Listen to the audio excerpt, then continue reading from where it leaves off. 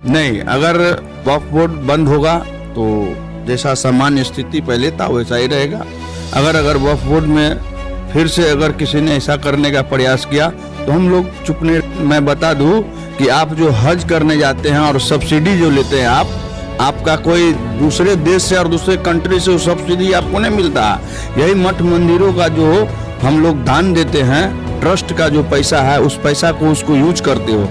ये वक्फ बोर्ड जो बनाया है धर्म के आधार पर कुछ लोग और अपने स्वार्थ के लिए, अपनी राजनीति को अबल करने के लिए, उसके धन को गफला मतलब कि गलपच करने के लिए, वैसे लोगों को हनन हो मतलब दिक्कत हो सकता।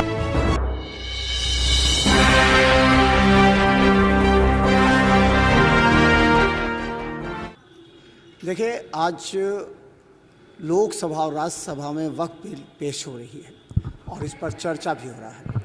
और हम आपको बता दें, इसे लेकर के पूरे दरभंगा की विधि व्यवस्था को भी प्रशासन नज़र रखे हुए है।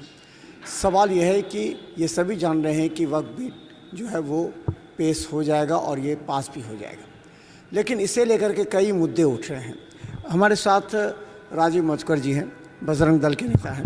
अच्छा, ये बताइए, वक्फ बिल पास हो जाने से आप लोगों को क्या फ़ायदा होगा? केवल वोट या फिर और कुछ फ़ायदा होगा? देखिए, ये वक्फ काला कानून बहुत दिन पहले बंद होना चाहिए और ये केवल व्यक्तिगत मेरा ही और हम लोगों को ही नहीं फ़ायदा होगा। ये वक्फ बोर्ड जो बनाया है धर्म के आधार पर कुछ लोग और अपने स्वार्थ के लिए, अपनी राजनीति को अबल करने के लिए, उसके धन को गफला मतलब कि गलपच करने के लिए, वैसे लोगों को हनन हो मतलब दिक्कत हो सकता है। माफिया लोगों को दिक्कत होगा जी, फुल दिक्कत होता है। क्योंकि बताइए कि आज तक वक्फ बोर्ड की ज़मीन के नाम पर कई एकड़, कई बीघा, जगह कहाँ नहीं ज़मीन है, लेकिन बताइए कि उस ज़मीन पर ना आज तक कोई हॉस्पिटल खुल पाया, ना कोई अनाथ आश्रम खुल पाया, ना कोई विद्यालय ढंग का खुल पाया जो सभी धर्म के लोग पढ़ सकते हैं। और यह जो कानून है, यह कानून ऐसा है कि किसी भी धर्म के लोगों का अगर ज़मीन है, अगर वह केस अगर वहाँ पर जाकर कर दिया, दायर कर दिया कि यह ज़मीन मेरा है, वक्फ का है, तो आप एक चीज़ बताइए कि उस केस को लड़ने के लिए उस वक्फ लॉ में जाना होगा, उसके कोर्ट में जाना होगा। ये तो भारत देश के लिए बहुत बड़ा विनम्रता है कि आप कहना चाहते हैं कि संविधान कानून होना चाहिए। संविधान एक कानून के अलावा मतलब कि धर्म के आधार पर दूसरा कानून है और इस प्रकार से हावी है कि इसका कुछ कहा नहीं जा सकता है। अच्छा, नहीं, इसी को लेकर के क्या आप लोगों ने कहा था कि हम लोग भी सनातन बोर्ड बनाएंगे?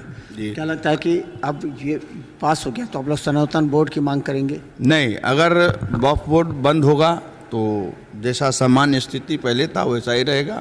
अगर वक्फ बोर्ड में फिर से अगर किसी ने ऐसा करने का प्रयास किया तो हम लोग चुप नहीं रहेंगे। हम लोग भी सनातन बोर्ड की मांग करेंगे और आश्वस्त करते हैं कि हम लोग का सनातन बोर्ड जब भी बनेगा तो उसमें सभी धर्मों का सम्मान होगा और सभी के लिए हम लोग सोचेंगे। वो लोग कह रहे हैं कि आपके मंदिर में भी तो इतनी संपत्ति है, इतनी हर जगह मंदिर है, सब लाखों रुपया करोड़ों। श्रीमान, मैं बता दूं कि आप जो हज करने जाते हैं और सब्सिडी जो लेते हैं आपका कोई दूसरे देश से और दूसरे कंट्री से सब्सिडी आपको नहीं मिलता। यही मठ मंदिरों का जो हम लोग दान देते हैं, ट्रस्ट का जो पैसा है उस पैसा को उसको यूज करते हो। ये चीज़ उसको समझना चाहिए। और उसके अल्पसंख्यक के नाम पर जो देश में वो जो हर एक प्रकार का सब्सिडी लेता है, यही मठ मंदिर का जो ट्रस्ट का जो धन होता है उसी पैसा से उसको सब्सिडी मिलता है। अब क्या चाहिए इसको? सरकार को ऐसे ही गाली देता है, लेकिन सरकार का पूर्णतः फायदा ये उठाते हैं। तो ऐसे लोगों का क्या कहना जो पूर्व से ही ऐसा है, मोदी जी गाली देना और जिस थाली में खाना उसी में छेद कर देना। मोदी जी तो एक किट दे रहे हैं सबको, ईद पर दिए हैं किट।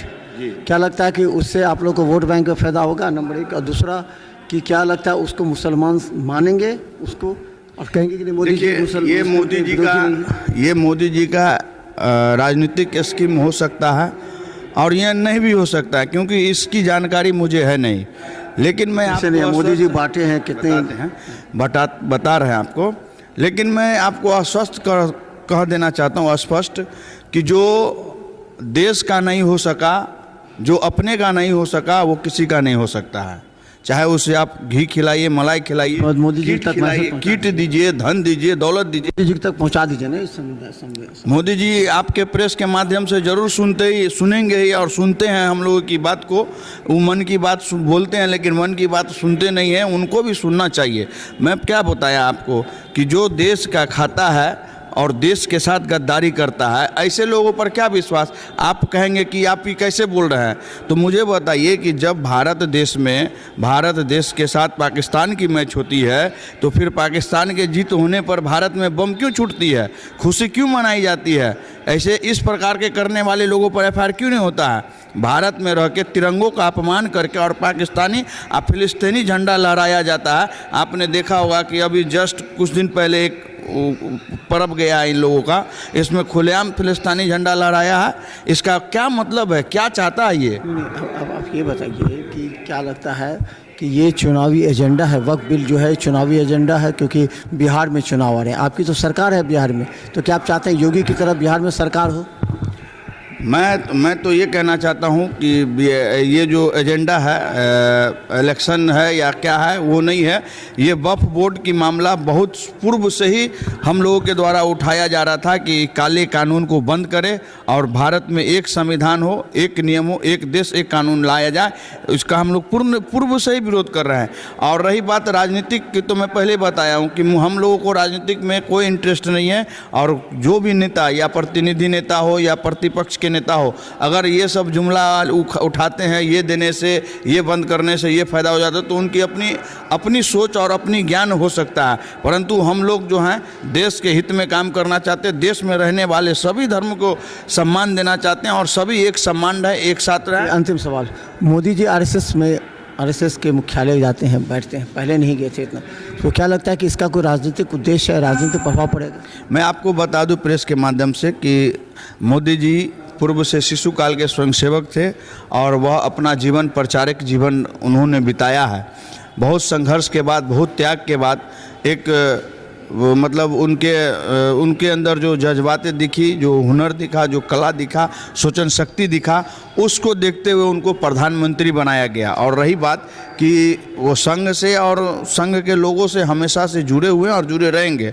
आज प्रधानमंत्री हैं या नहीं रहें उससे कोई बहस नहीं, लेकिन वो संघ के स्वयंसेवक हैं, वो मिल के रहते हैं, मतलब सभी से संपर्क में है। और दूसरी बात कि ऐसा कोई बात नहीं है कि वो संघ के कार्यालय गए, मुख्य प्रमुख कार्यालय, वहाँ से उनको कोई बेनिफिट होगा, ऐसा कुछ नहीं है।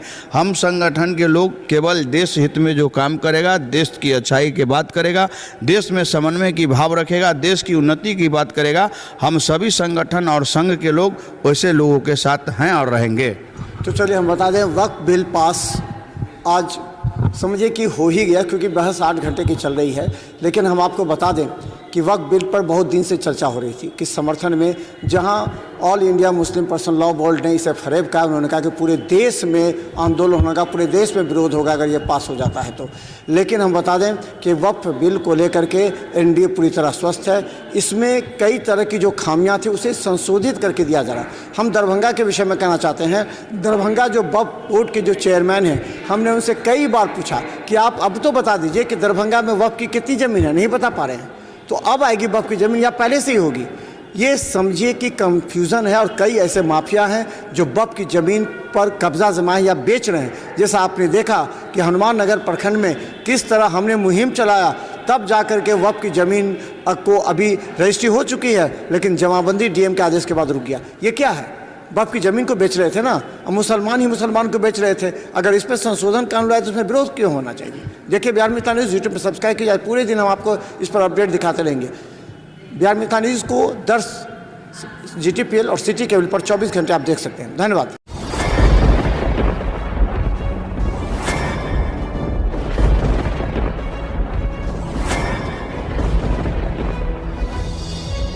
हम जीविका के CRP छी 10 साल 12 साल से, एको गो पाई न हमरा आर के दरमाहा घरे घरे।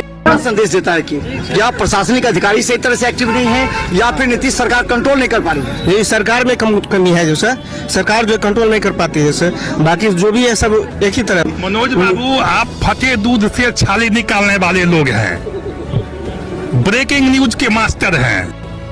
गरीब का ये सब गरीब का है ही नहीं। शासन सत्ताकार आदमी है, ये सब बर्बाद कर दिया बिहार को।